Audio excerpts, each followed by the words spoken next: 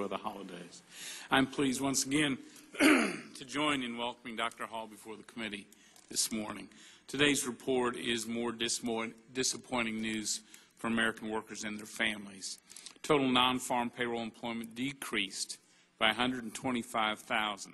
And even after excluding the layoffs of 225,000 temporary census workers, private sector payroll job growth remains anemic at 83,000.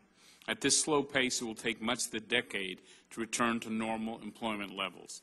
And while the employment rate fell to 9.5%, it fell for the wrong reasons.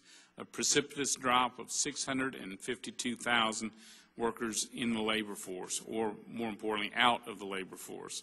The number of discouraged and other marginally attached workers that have stopped actively seeking jobs rose to 2.6 million, an all-time series high. And 6.8 million American workers have remained unemployed for 6 months or longer. In January of last year, President Obama promised that the Democrats' economic program would restore confidence and jumpstart the U.S. economy. But last month, the Commerce Board's Consumer Confidence Index fell dramatically. Consumer confidence is flagging because families are frightened by dangerous deficits as far as the eye can see. And as for jump-starting the economy, two of the administration's top economists, Christina Romer and Jared Bernstein, predicted that if Congress were to pass the president's stimulus bill, the unemployment rate would remain below 8%, and non-farm payroll employment would increase to 137.6 million jobs by the fourth quarter of this year. Democrats in Congress did enact the American Recovery Investment Act last year, but this stimulus has fallen far short of both of these important projections. The growth of real GDP slowed by more than one-half, from 5.6% in the last quarter of 2009 to 2.7% in the first quarter of this year. A number of economic indicators flashed yellow in the second quarter, suggesting that economic growth may be sluggish for the remainder of this year and next. Americans don't see an economy in recovery. They see a White House seemingly incapable of protecting our beaches or getting people back to work. This anemic economic performance after the recession that began in December of 2007 is in sharp contrast to the robust economic growth that benefited American workers and their families after the 1981-1982 recession. The Obama recovery is one-third the recovery of the Reagan recovery, one-third the recovery from 1981 and the 1982 recession. President Reagan's economic policies were a tailwind, accelerating real economic growth.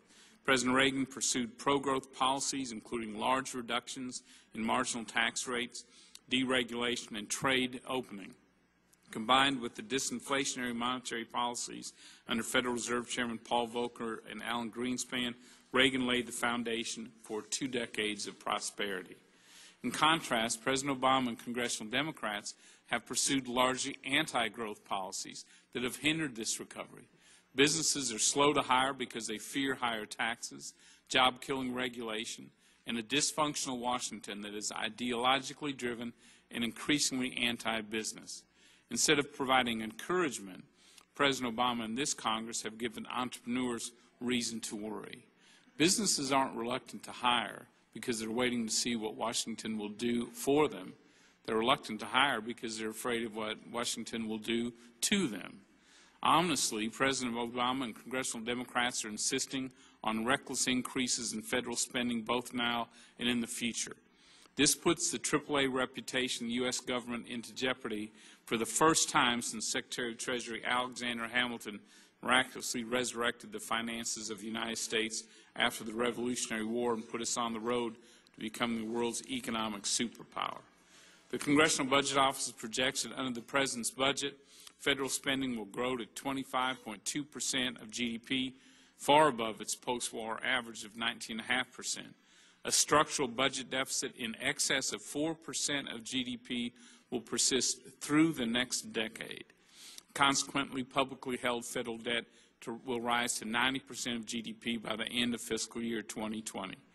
In the long-term budget outlook released just 2 days ago, the Congressional Budget Office projects that under the alternative fiscal scenario, which keeps current policies in place, Uncontrolled spending growth will cause the publicly held federal debt to explode to nearly 10 times America's GDP by the end of fiscal year 2084.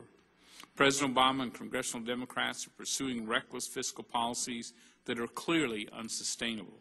Unless their excessive spending, deficits, and debt accumulation are quickly reversed, the United States may experience a debt crisis similar to Greece. We are putting the future of our children and grandchildren in grave jeopardy. Unlike Greece, however, no one will be around to bail us out. Dr. Hall, I look forward to hearing your testimony. The chair recognizes Congressman Cummings.